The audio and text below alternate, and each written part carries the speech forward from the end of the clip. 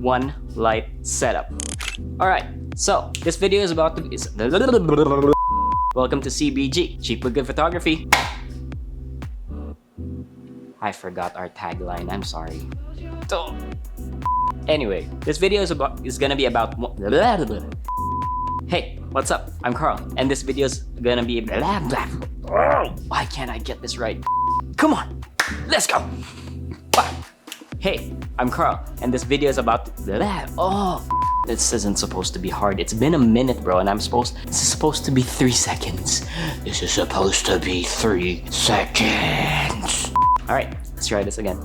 Hi, I'm Carl, and this video is about one thing and one thing only. Lighting toys with just one light.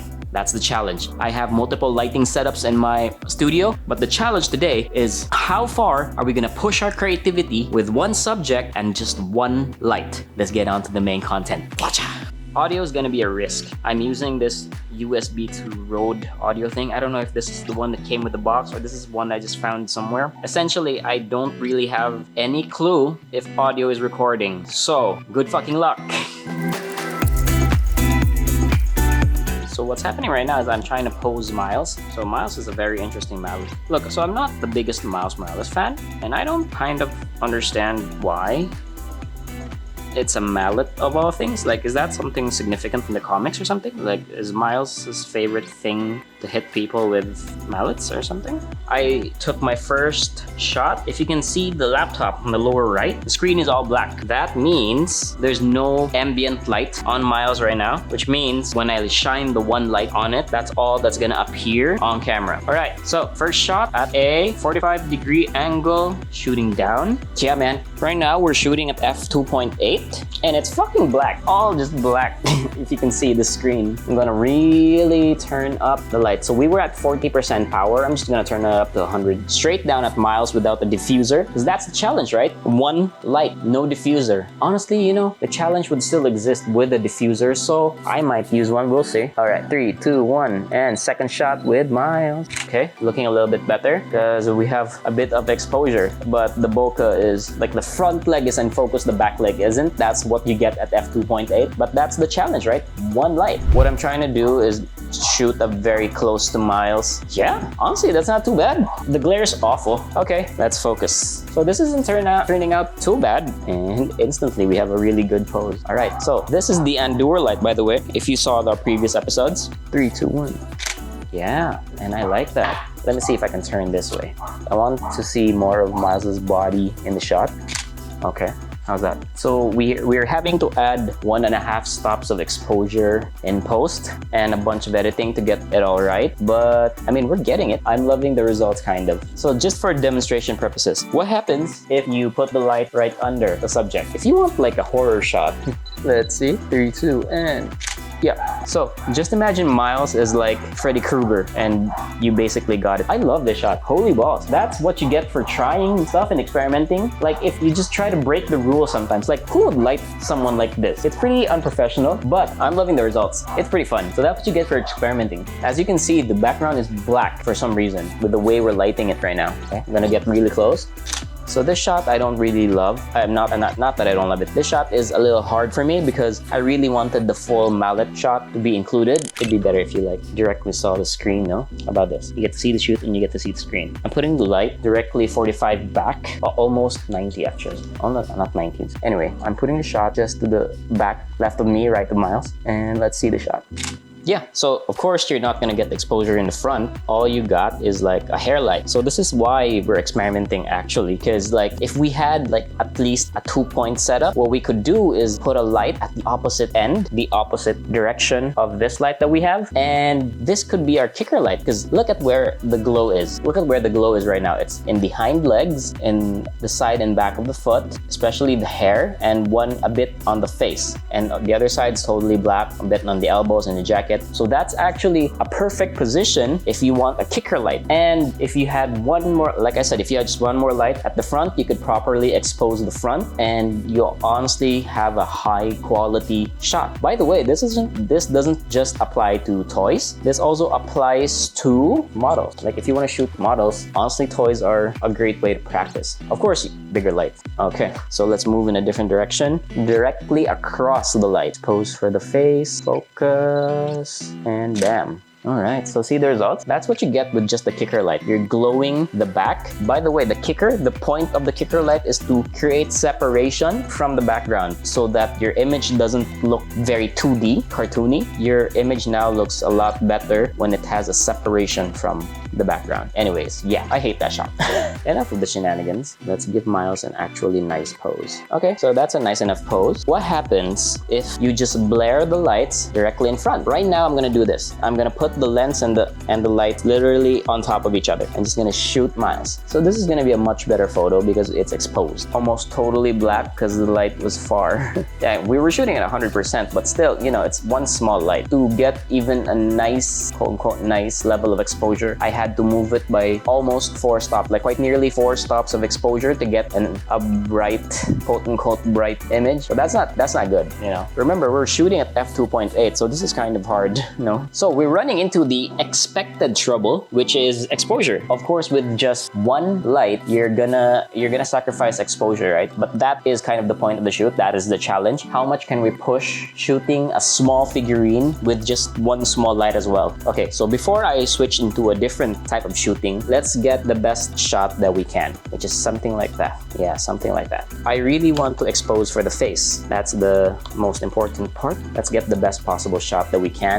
I'm gonna try to find the diffusing material just so I can get rid of the glare. We're gonna use this. It's from a different softbox, and we're just gonna literally try to diffuse it. One layer of diffusion. Look, it's unprofessional, but that's kind of the point. I'm gonna try to shoot at f5.6, and unfortunately, we're gonna have to bump our ISO. So, tip for photographers, don't be too afraid of the ISO. When you begin photography, everyone teaches you to keep your ISO at a 100, right? And yeah, for the highest amount of quality, sure, but also shoot at f800, man. Not f800, at ISO 800. Honestly, like if you go like 1.6 or more, that's honestly fine. And you can manage the grain with a lot of denoising software or stuff from Lightroom. And honestly, just don't be afraid too much of the ISO, because I used to be so afraid of using the ISO just because, you know, cheap gear. Okay, so I'm shooting at f1.6 at f5.6, but the ISO is at 400 right now. Let's see what happens. Okay, still all black. That's expected. Yeah, 2 stops. Okay, so that's really nice. Yeah, that's acceptable. And the glare isn't too bad too because we've got like diffusion material on it. Let's see what happens if we don't have any diffusion on the subject. Expose for the face, expose for the face. Okay, so yeah, you see the glare pretty bad, and there's even shadows on the face. Ah, shit, it's not standing anymore. But this is honestly the hard part of these toy photography things. I do have a stand. I really would rather not use it though. So this is the hard part if you choose to buy like cheap toys. Pretty hard to pose. I might as well really just use the stand, I guess. Reason I didn't want to use this is because I didn't want to see the stand in the photos. All right, trying to shoot the upper torso only, so yeah. Okay, so that's not too dark of an image. Yeah, the glare is awful.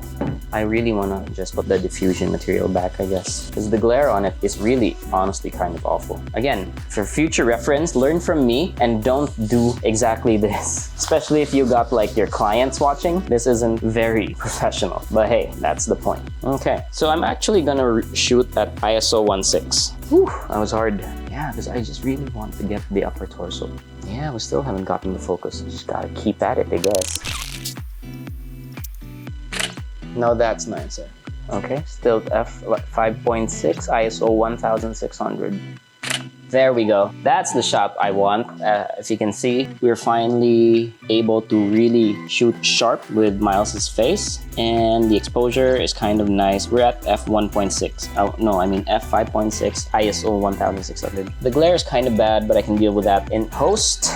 Okay, so I'm satisfied with that one for now. Let's try to switch up the colors. So this is like your one light setup, right? Next challenge is one light setup, but colored. All right, so let's find some colorful stuff. So just as a base, my undoer light goes immediately to pink. Let's just see as a base. Let's just see how that looks like. I'm gonna shoot the same photo. That's pretty harsh. So the challenge now is like color is like bleeding into the back. So let's experiment. Honestly, I want to change Miles's hands. I want to try red. Okay, let's just see what we get. Yeah, that's what we get. Super red, super red. So what we can do with this is like, watch this. So Lightroom has an AI subject selector tool thingy. I'm thinking, what if we bring Miles's color back down a bit?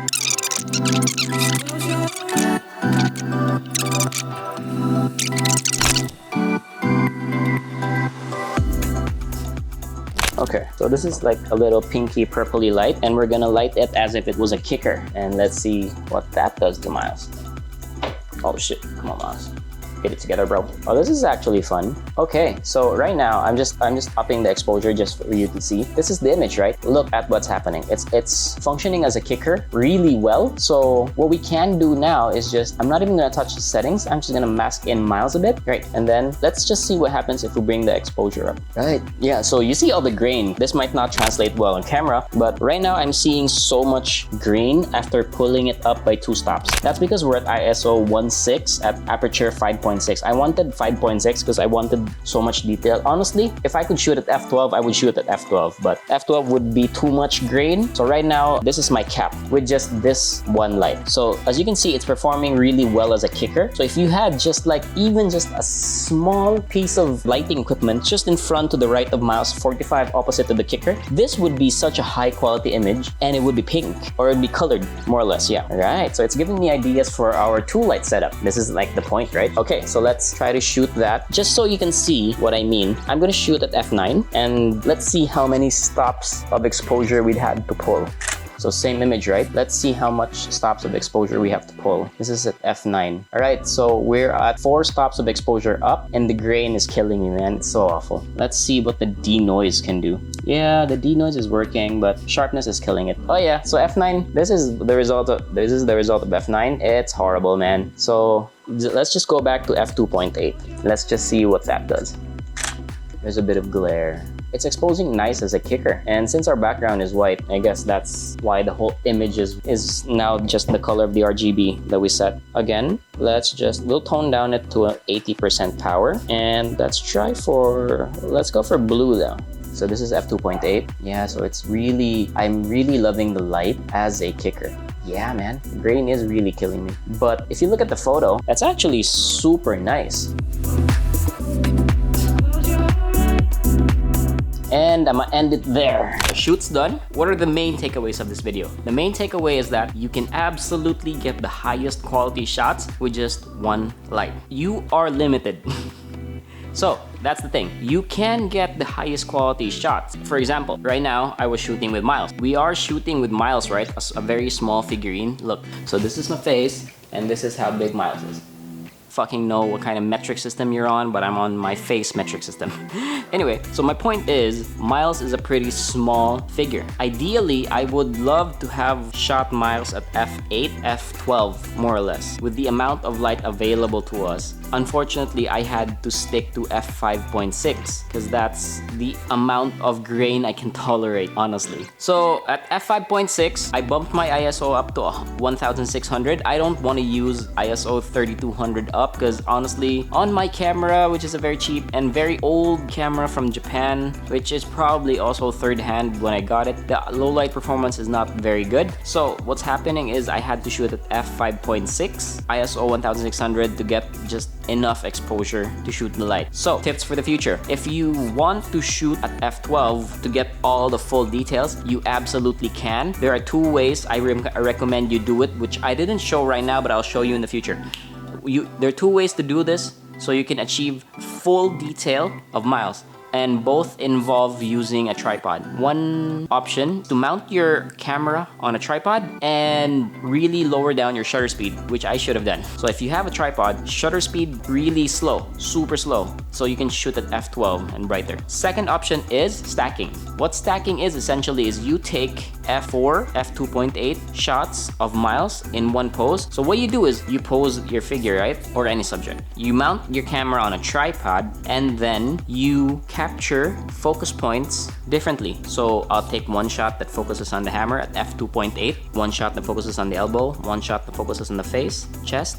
This whole thing, I'll take like 2 or 3 pictures of this. All other joints, I'll take pictures. So I'll probably take like 12 pictures. Same pose, no movement whatsoever. Don't even move your camera. What stacking is essentially is that you have to stack those photos in Photoshop, or I'm not sure if you can do it in Lightroom, I haven't tried, but I do it on Photoshop. Photoshop has a stacking feature where you can essentially stack all those 12 photos. Photoshop's algorithm is gonna do it for you essentially. Photoshop is going to stack the images with different points of focus and spit out one image from your 12 images. And that's gonna create an extremely high quality photo. So it's a very large photo. It's gonna be very high quality because it's essentially gonna merge all your 12 photos. Yeah, that's what I'm doing. So, hope you enjoyed this video. And yeah, watch out for the rest of our videos. Thank you.